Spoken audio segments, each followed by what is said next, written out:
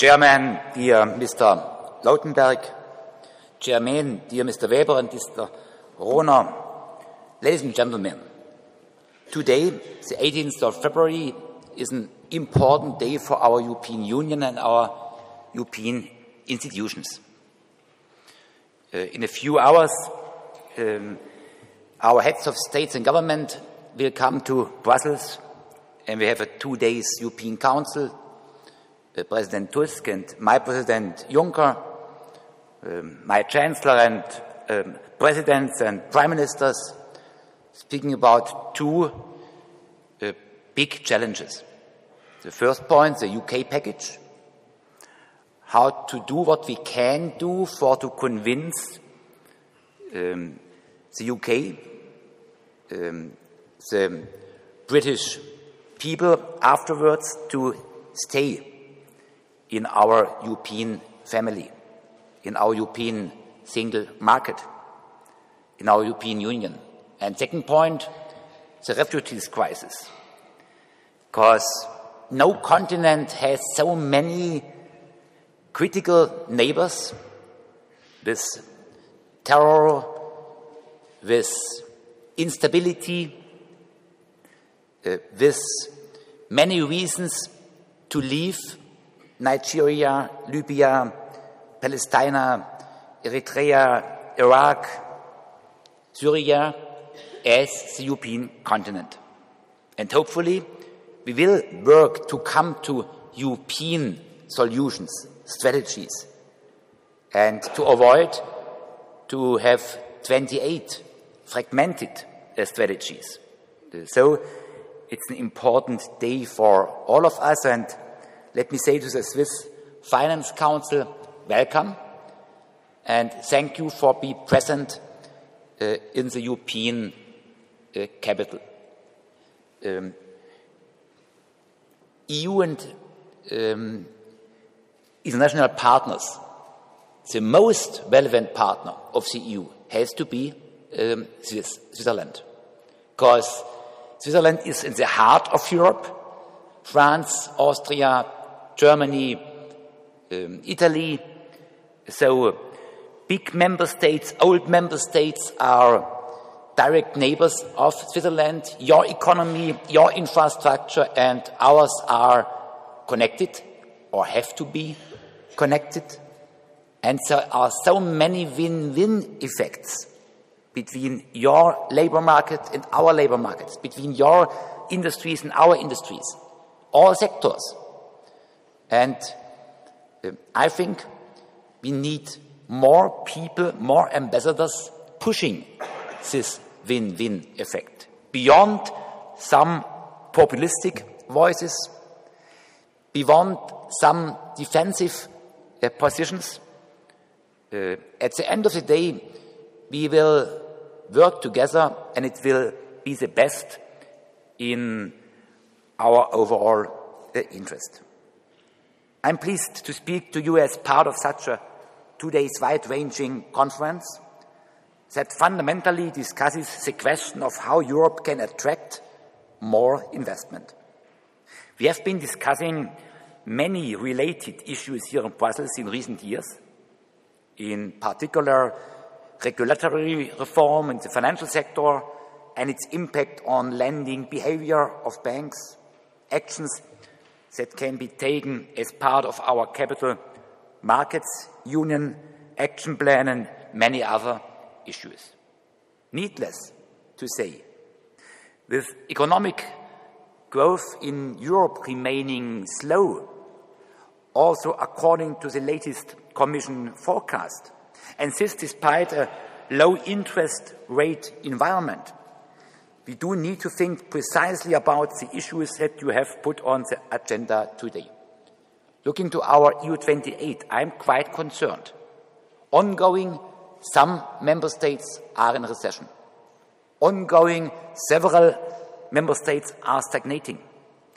And some member states having growth, but mainly between 0.1 up to 2% at max. If you compare the US in 2007, 2008, and Europe at the same time, And if you see the development between 2011 and today in the US, labor market, growth, development, and so on, competitiveness in our EU, we are lagging behind. And it's not just Greece. Greece is nice to have. It's about Portugal in these days. And the Portuguese development will be a blueprint for Spain. Hopefully not, but I fear. If you take Italy, if you take France, without any agenda to reform the country. If you look to Croatia, to Finland, so we have more and more member states being not really convincing, and our common competitiveness needs much more action, needs more reforms for to come back into a global competitiveness before end of the decade. Today, the digital revolution has taken center stage as a key topic for Europe's economy and society. We are living in a digital revolution. In the past, it was hardware, software, and telecommunication, ICT. And now digital services and companies and technologies are working through all sectors of our economy and society. First one, the film sector. Second one, the media sector. Third one, automotive, banking, insurance sectors, chemical sector, manufacturing as a whole, human and financial services. We are sure 90% in our value chain, 90% of the whole GDP in 5 up to 10 years has to be digitized or will be no more operative. The digital revolution constantly brings new opportunities to innovate. It disrupts existing businesses and creates new ones. There's something new happening every day in education, health, product innovation, services, all because of this digital revolution. And our most important partner, the US, they have a clear strategy. They are in lead, looking to social media, looking to platforms, online platforms, looking to big data. And their strategy is to take digital technologies and services and to come into a leading position in all industrial sectors afterwards. And this is not a strategy against Cuba and not against North Korea. It's a strategy which is going into the heart of the European industry. Automotive sector, OEMs, suppliers, manufacturing sector, and so on. What is our answer, our reaction? Not all policies have to be Europeanized, but digital policies, digital strategies in 28 and more fragmented European silos are not convincing. And so it's our ambition to Europeanize digital policies, to digitize European industries, to come to common standards, to come to a pan-European connectivity, and to do our best to use digital options in the interest of our whole industry for more growth and development. For industry across all sectors, it means new value chains, new players, new competitors, and very importantly, a completely new standard of clients' expectations. Digital transformation of industry is about value creation primarily. Higher value products, more efficient processes, and totally new business models. The change brought on by this revolution is challenging for all sectors, but it also triggers a wide range of opportunities for business growth. With a successfully managed digitization of industry, Europe will become an even more attractive investment location. We also need to be clear about the flip side. If we do not manage digitization well, or if we do it too late, we stand to lose a lot. It's indeed the role of industry mainly to adapt to the digital change, invest in innovations, and adjust its business models. The role of the public sector is to create the right framework conditions for business growth and for digitization to happen.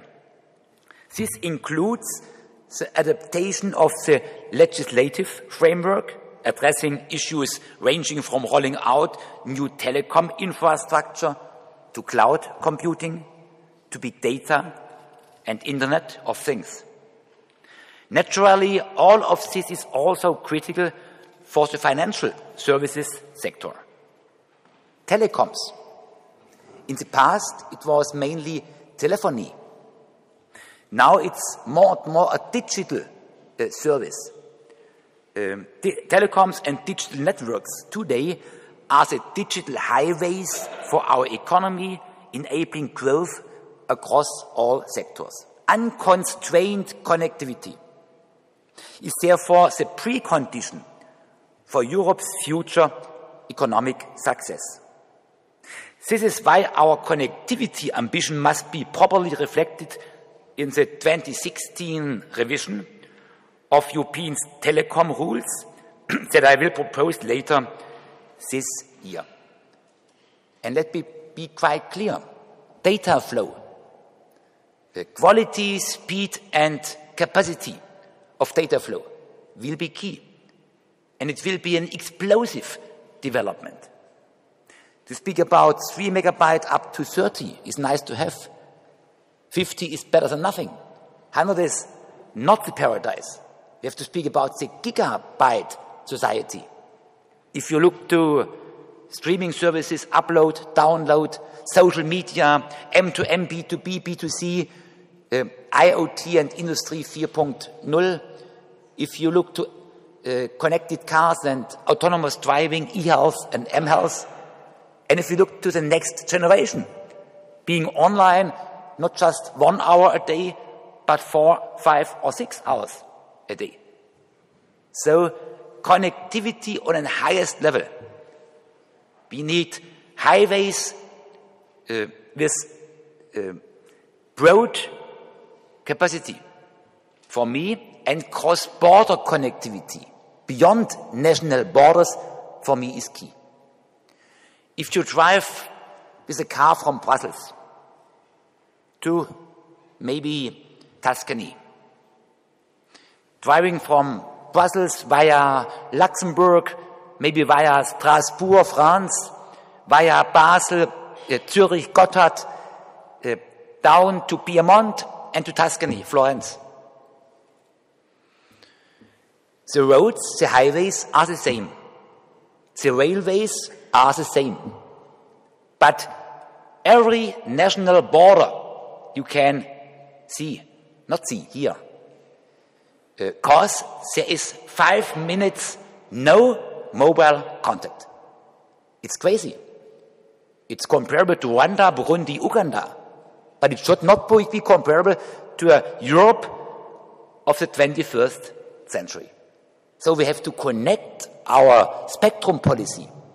We have to connect our auctions for 5G, for mobile communication of the next generation.